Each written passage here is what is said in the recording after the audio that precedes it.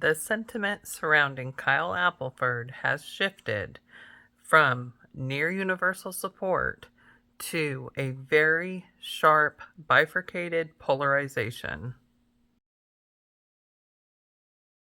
His wife passed, and he found love again. Who cares? If it doesn't affect you, just stop following him. We see these comments by the thousands on the Apple's YouTube channel, and it's the ultimate conversation stopper. But today, we're going to look at why the Jenny wanted him to move on defense isn't just a shield, it's actually a weapon used to silence anyone noticing the glaring red flags and how this grief is being monetized. Why has a community built on love become so toxic towards anyone asking a simple question? Let's get into it. Let's look at this featured comment from a Kyle supporter. Gosh, people really have to mind their own business and possibly look at the glass house they live in. Who cares? His wife has passed and he has found love again. Life is too short to put a timestamp on when it's appropriate to date or get married after a partner's passing. If you have a visceral response like this, stop following him. She mentions glass houses, with the implication being that unless your life is perfect, you can't judge Kyle. But here's the problem, in case you haven't noticed, Kyle isn't exactly living in a private house. He's living in a digital coliseum. And what that means is that he makes a choice every single time he puts out a video. He thinks about what he's going to say, even if that means he's thinking about it on the spot and struggling his way through it. But he thinks about what he wants to say. He edits his videos. He chooses the title. He puts hashtags on. He does a video description and he uploads them. And that is all deliberate action. Okay, so he chooses to live in this digital coliseum of thousands to hundred thousands of people. He's putting his life out there. Okay, when you put your life out there to that many people, you have to know and even expect that they're going to formulate opinions on what you're saying, especially when they are so connected, as we've previously discussed, to this story. When you turn your morning, your children's life, and your dating life into a 15-minute AdSense monetized heavy video, then the whole mind your own business argument evaporates. The most common phrase in the fandom that I see over and over and over again ad nauseum is Jenny wanted this.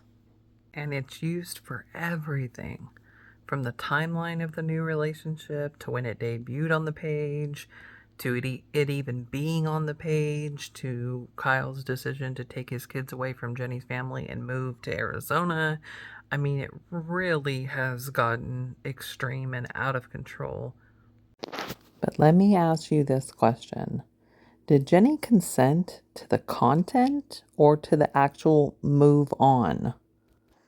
There is a massive difference between a dying spouse wishing for their partner's future happiness and a spouse consenting to have their memory used as a promotional tool for the new version of the family brand.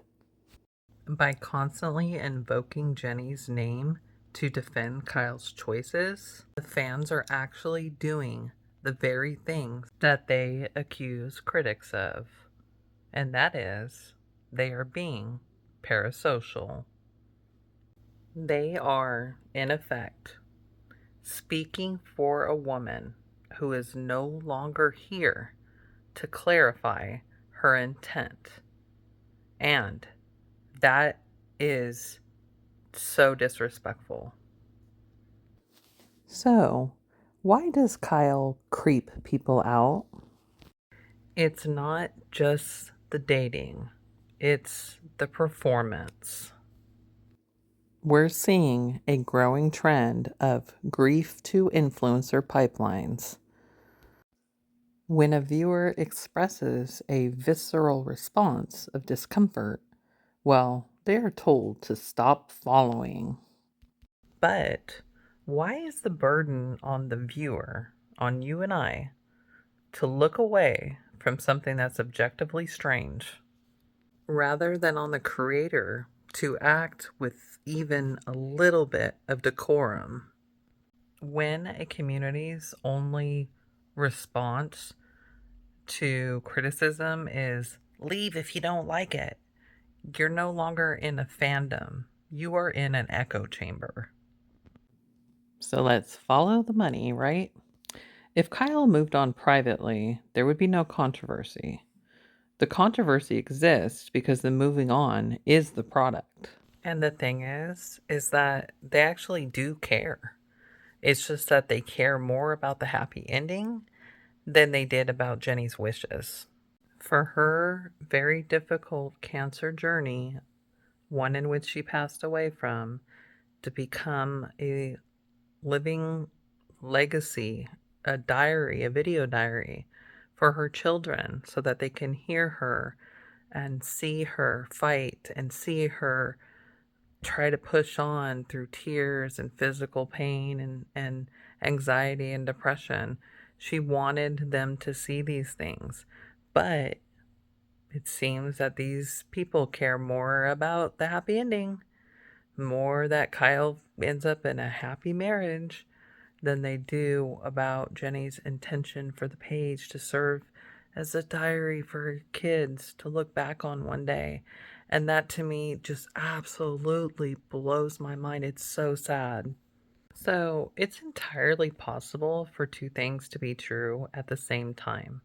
It's possible for viewers to want Kyle to find love again, and also for him to take that journey off of Jenny's sacred page out of respect for Jenny's legacy, her community, her family, and her children, and to stop being opportunistic with that painful journey to run what has now really become a business, a YouTube page that generates a lot of money every year.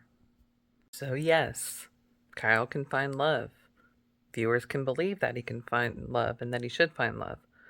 But viewers can also believe that what he's doing is opportunistic and highly disrespectful.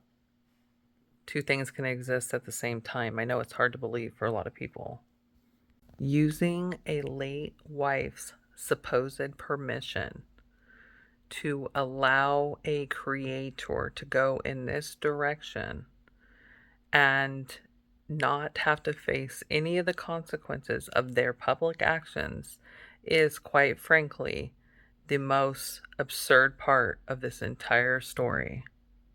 So I really want to hear from you. Does Jenny's supposed permission end the whole debate for you? Or do you feel like it's an excuse for Kyle just to keep the cameras rolling? Drop a comment below and let's try to keep the glass house cliches to a minimum. And don't forget to subscribe for more deep dives into the ethics of the creator community. Thanks for watching, and I'll see you in the next video.